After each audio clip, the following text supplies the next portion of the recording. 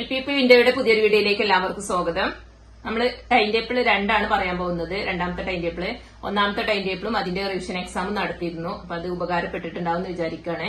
ഇനി time table 2, രണ്ടാമത്തെ time table ആണ് പറയാൻ പോകുന്നത്. അപ്പൊ അതിലുള്ള വിഷയങ്ങള്, അതിൽ നമ്മൾ പഠിക്കേണ്ട ടോപ്പിക്കുകളാണ് എഴുതിയിട്ടുള്ളത്. അപ്പൊ നല്ല രീതിയിൽ പഠിക്കുക.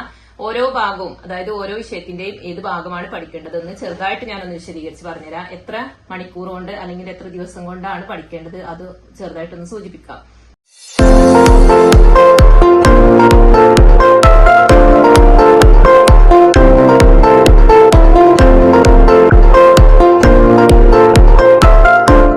കറണ്ട് അഫെയറിൽ പഠിക്കേണ്ടത് 2025 ഫെബ്രുവരി മാസത്തെ കറണ്ട് അഫെയർ ആണ്. പിന്നെ ഇംഗ്ലീഷിലെ ആഡ്വർബ് ഒരു 5 മണിക്കൂർ വെച്ചിട്ട് ആഡ്വർബ് കംപ്ലീറ്റ് ആക്കാം. പിന്നെ ഒരു കാര്യം ശ്രദ്ധിക്കുക, നമ്മൾ കഴിഞ്ഞ ടൈം ടേബിൾ 1 ഇട്ടിരുന്ന വിഷയങ്ങളും ഇതിൽ വരും. കാരണം അന്ന് ഞാൻ പറഞ്ഞിരുന്നു 5 മണിക്കൂറിനേക്കാളും കൂടുതൽ പഠിക്കേണ്ട വിഷയങ്ങളാണെന്നുണ്ടെങ്കിൽ നമ്മൾ രണ്ടാമത്തെ ടൈം ടേബിൾ ഉൾപ്പെടുത്തുമെന്ന് പറഞ്ഞിരുന്നു. അപ്പൊ അങ്ങനെയുള്ള വിഷയങ്ങൾ ഈ ടൈം ടേബിളും ഉൾപ്പെടുത്തിയിട്ടുണ്ട്. അതൊന്ന് ശ്രദ്ധിക്കുക. പിന്നെ പുതിയതായിട്ട് ടോപ്പിക് ഇട്ടിട്ടുണ്ട്, അതും ശ്രദ്ധിക്കുക. അപ്പൊ ഇനി ഒരു ചെറിയ മാറ്റം വരുത്തിയത്, നമ്മൾ ഒരാഴ്ച കൊണ്ടാണ് ഒരു ടൈം ടേബിൾ പൂർത്തിയാക്കണം എന്ന് പറഞ്ഞിരുന്നത്. അത് നമ്മൾ 2 ആഴ്ച കൊണ്ട് കംപ്ലീറ്റ് ആക്കാന്നുള്ള ഒരു രീതിക്ക് മാറ്റിയിട്ടുണ്ട്. അതേപോലെ തന്നെ എല്ലാ വിഷയങ്ങളും ഉൾപ്പെടുത്താനും ശ്രദ്ധിച്ചിട്ടുണ്ട്.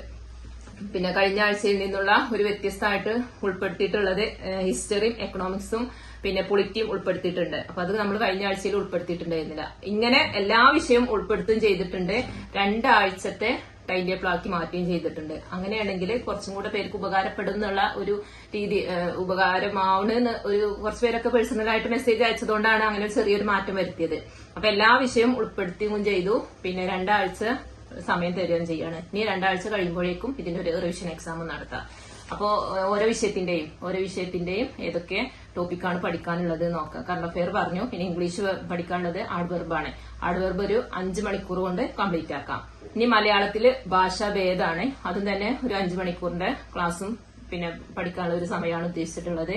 ഇനി മാത്സിൽ വരുന്നത് ശതമാനത്തിന്റെ കുറച്ച് ബാക്കി ഉണ്ടാവും. അതിന് ഒരു 2 മണിക്കൂർ കൊടുക്കുക വേണം. പിന്നെ ലാഭം നഷ്ടം തുടങ്ങി. ലാഭം നഷ്ടം നമ്മൾ ഒരു 8 മണിക്കൂറാണ് കൊടുത്തിട്ടുള്ളത്. അപ്പൊ ആ ഒരു 8 മണിക്കൂറില് എന്ത് ചെയ്യണം, ശതമാനം കഴിഞ്ഞതിന് ശേഷം ലാഭവും നഷ്ടവും പഠിക്കാൻ കുറച്ച് സമയം കൊടുക്കണം. പിന്നെ ഫിസിക്സ് ബലം, അത് ഒരു 5 മണിക്കൂർ കൊടുത്താൽ മതി. അതോട് കൂടിയിട്ട് ബലം കംപ്ലീറ്റ് ആവും. അതേപോലെ കെമിസ്ട്രി വാതക നിയമങ്ങള്, ഈ ബലം വാതക നിയമങ്ങളൊക്കെ നമ്മൾ കഴിഞ്ഞ ആഴ്ച ഇട്ടതിന്റെ ബാക്കിയാണ് പഠിക്കേണ്ടത് കേട്ടോ. അപ്പൊ അതുകൊണ്ടാണ് ഞാൻ പറഞ്ഞിരുന്നു 5 മണിക്കൂറിലേറെ വരികയാണെന്നുണ്ടെങ്കിൽ എന്തായാലും നമ്മൾ അടുത്ത ടൈം ടേബിളും കൂടി അതിന്റെ ബാക്കി ഉൾപ്പെടുത്തുന്നത്. അപ്പൊ അതുകൊണ്ടാണ് ഫിസിക്സും കെമിസ്ട്രിയും ഒക്കെ ആ കഴിഞ്ഞ ടോപ്പിക് തന്നെ ഈ ടൈം ടേബിളും വരുന്നത്. അപ്പൊ ഫിസിക്സിൽ ബലാണ്, അതേപോലെ കെമിസ്ട്രിയിലെ വാതക നിയമങ്ങളാണ്.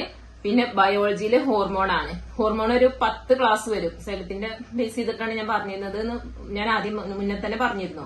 അപ്പൊ ബയോളജി ഹോർമോണില് ഒരു 10 ക്ലാസ് വരുന്നുണ്ട്. അപ്പൊ ഇതിന്റെ ബാക്കി നമുക്ക് അടുത്ത ടൈം ടേബിൾ ഉൾപ്പെടുത്തേണ്ടി വരും. അടുത്തത് ജോഗ്രഫിയിലെ ഉത്തരപർവ്വത മേഖലയാണ് പഠിക്കേണ്ടത്. അതൊരു 12 മണിക്കൂർ പഠിക്കാണ്ട്, 12 മണിക്കൂർ വെച്ചിട്ട്. പിന്നെ സൈക്കോളജിയിലെ ബ്രൂണർ, പിന്നെ ഹിസ്റ്ററി, തുടക്കമാണ് നമ്മൾ ഹിസ്റ്ററി ഇതുവരെ ഉൾപ്പെടുത്തിയിട്ടുണ്ടായിരുന്നില്ലല്ലോ.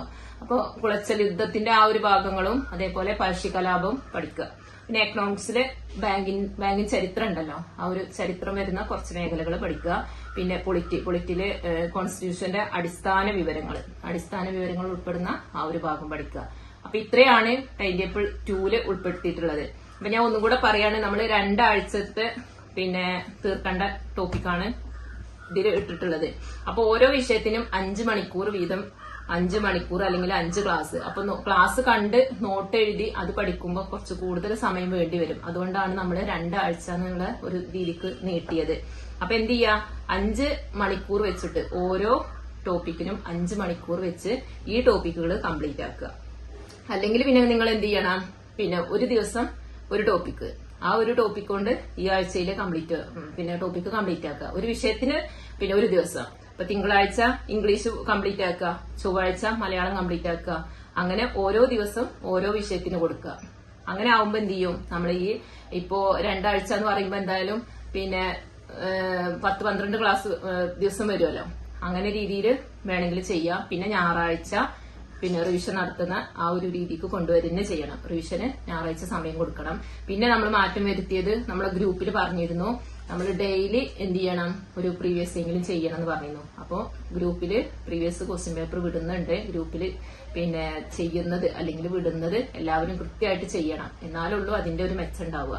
പിന്നെ അതേപോലെ കറണ്ട് അഫെയർ ഡെയിലി പത്രം വായിക്കാൻ പറ്റുന്നവര് പത്രം വായിക്കുക ചെയ്യണം. പിന്നെ ഇതിൽ കൊടുത്തിട്ടുള്ള ഫെബ്രുവരി 2025 ഫെബ്രുവരി കംപ്ലീറ്റ് ആക്കണം. അപ്പൊ ഡെയിലി കറണ്ട് അഫെയറും പ്രീവിയസും നിർബന്ധമായിട്ടും ചെയ്തു പോകണം. ഇത്രയൊക്കെയാണ് പറയാനുള്ളത്. ഇനി പിന്നെ LPUP വിൻഡോ ഗ്രൂപ്പില് നമ്മൾ കാര്യങ്ങളൊക്കെ പറയുന്നുണ്ട്. അതിൽ പറയുന്നതിനനുസരിച്ചിട്ട് തന്നെ പോവുക. പിന്നെ അടുത്ത ഈ ഒരു 2 ആഴ്ചയോട് കൂടിയിട്ട് ഈ ടോപ്പിക് കംപ്ലീറ്റ് ആക്കി നമ്മൾ ഞായറാഴ്ച ആകുമ്പോഴത്തേക്കും ഒരു റിവിഷൻ എക്സാമും തയ്യാറാക്കാം. ഓക്കെ.